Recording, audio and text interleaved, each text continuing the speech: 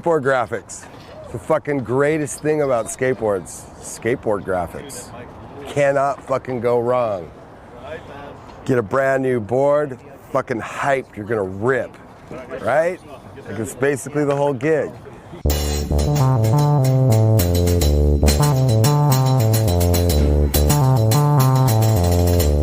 And what is it that the youth of today wants, Alan? This gore type of blood and bullets and, you know, death and being crushed and your brains coming at the ear and that skull with the dagger through and the snot. And you know what I'm saying? I mean, it's that death, gore, dismemberment, whole type of go for it type of thing. I mean, that's, after all, that is what skateboarding is all about. Welcome back to the letters. Season 9. 9. 8th year, season 9. Thank the Lord and pass the ammunition.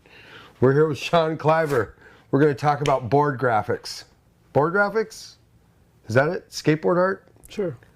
Like, what drove you to do the book and to get into all of that? Like around about 2000, 2001, up until the point, there had been a couple of books put out about skateboards and skateboard graphics, and they were total shit. And they were getting facts wrong, stories wrong. It was like, there was just so much history there. I wanted to try and preserve it while everybody's memories were still intact. Sort of intact. Yeah.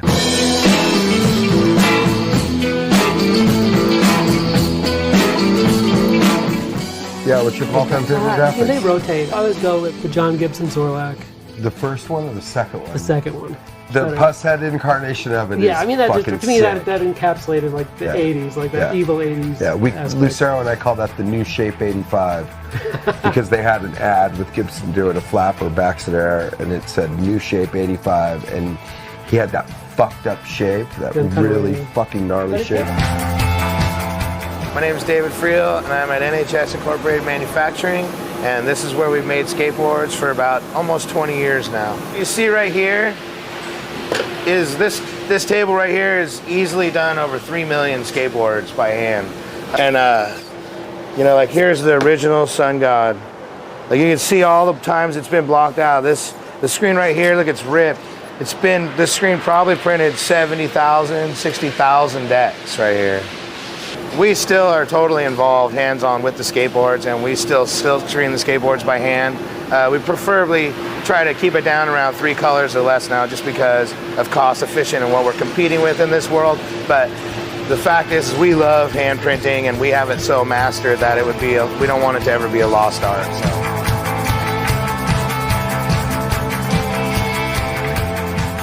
My all-time favorite board is, it's a consolidated board, and it's a white rabbit cutting his foot off and handing it to another rabbit and saying, here, take this, it's good luck. Look it, dude.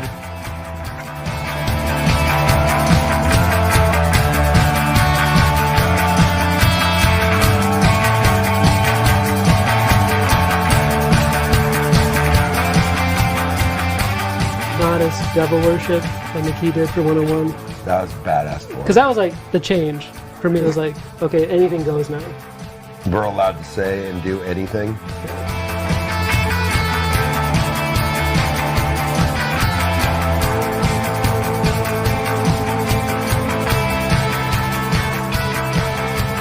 You and your buddy fucking Mark did by far the best skateboard graphics in all of skateboarding, bar none. You won.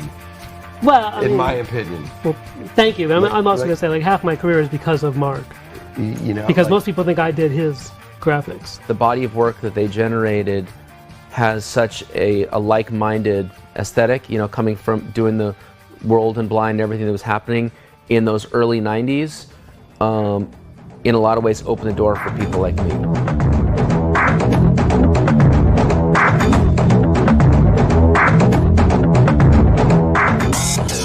Let's talk about the McJesus, the greatest skateboard graphic ever that never came out. It is the greatest skateboard graphic ever that never came out, although it was made.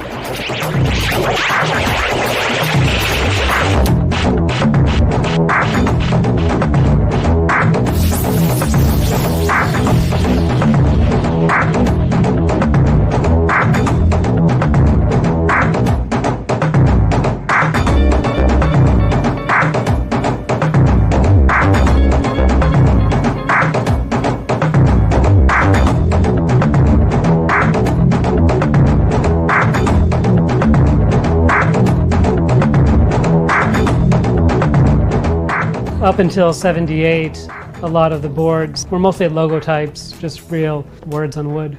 Companies like Sims, Santa Cruz, Logan Earthski, even Powell, but they were all primarily just logos, one color, two colors. Dogtown was the one that really Started drawing. Yeah, put your iconic center graphic. Like, Wes Humpston is commonly referred to as the godfather of skateboard graphics. And Powell wasn't far behind with Skull and Sword. So Cortland Johnson, aka VCJ, I think he was at Powell for like 10 years or more. And he did all of those beautiful scratchboard drawings, that etched look drawing. He did the dragon, he did Skull and Sword, and then they hired Cliver, and basically the day that Cliver arrived was the day that Cortland Johnson had left. So Cliver took over and worked at Powell for a little while there. And what was your favorite shit you did for Powell? Probably my first graphic I did, which was Ray Barbie's first board. Is that the ragdoll? Oh, with the cards? The one that, like, yeah, kind of like broke the VCJ lineage.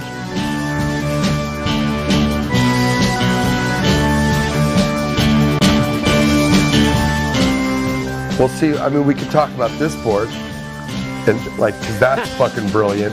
That's almost as good as this. Not quite as good as this.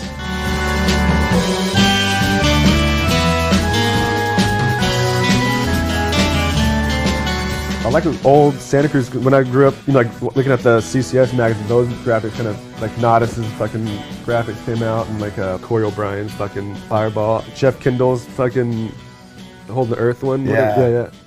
All those graphics were just, they're not like that no more. The Corey O'Brien was popular back in '89, a lot of kids bought it. It's 1990, boys. Let's get rid of the skeletons. John Sonner. This is new, this is pretty new, pretty recent. It's doing good, a lot of kids like it, pretty mellow. John Sonner, he's a whittler, no big deal. Neil Blender leads to Gons and Ed Templeton, that homemade sort of tripper graphic, really, that then turns into something that has tremendous message and tremendous meaning.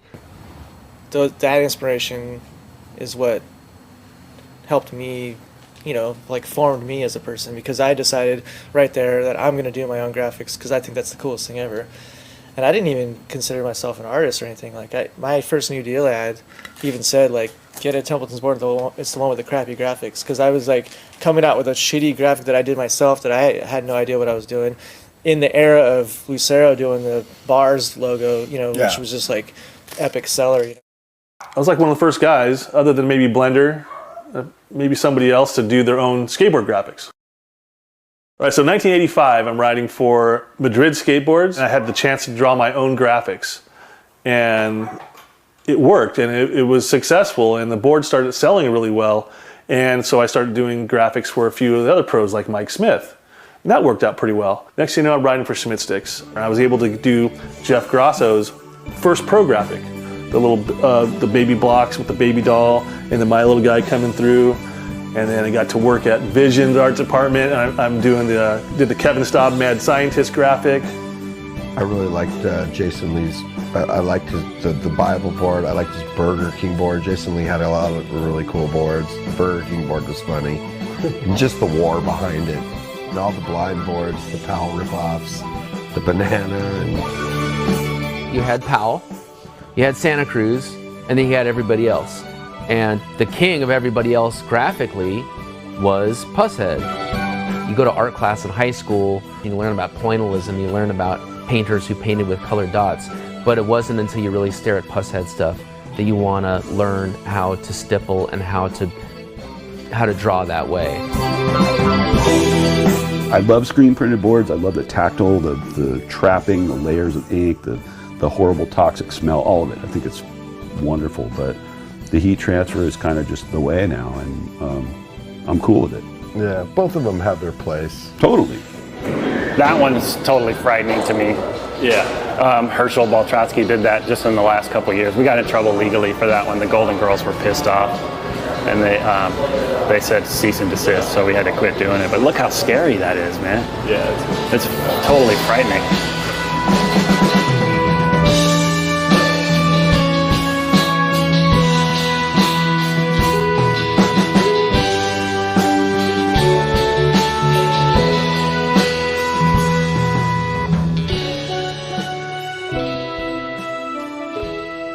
This has been Skateboard Graphics.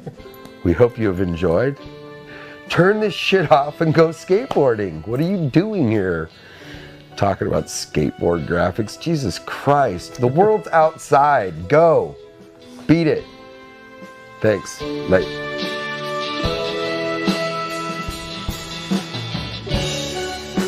So the way we did board graphics circa 1995, which is when I started there, when we had all the traditional analog art tools, we sat there and did the hardest part of the job, which is coming up with an idea, you know? But you actually had to really refine it, because if you didn't really refine it, they'd be like, well, I don't really understand what's going on. Can you finish it?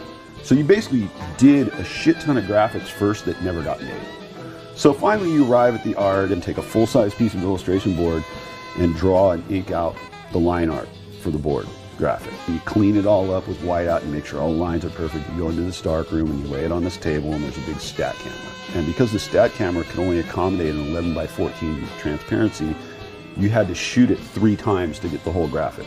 You run these sheets of the transparency through the developer, you come out with clear film with the black line art on it. And then you got to take that and make sure that it's all completely opaque so they can burn a silk screen. Then you put that on a table, on a light box, and you lay these sheets of Rubylith over the top. It's orange film that's on a clear backing, and then you carefully, without cutting through both layers, take an X-Acto blade and cut all the shape of the first color where that goes in the board. You do that 6 times, because there's 6 colors was the max that it was. And then you had to put little registration marks on each one of those sheets that exactly lined up with the sheet below and the sheet below and the sheet below all the way down to the main thing. And then you pack it all up in an envelope and you put a color comp on the outside and you spec out all the Pantone colors and you drive over to print time and you hand it to the guy at print time. You say, here's the new graphic. And then you do this.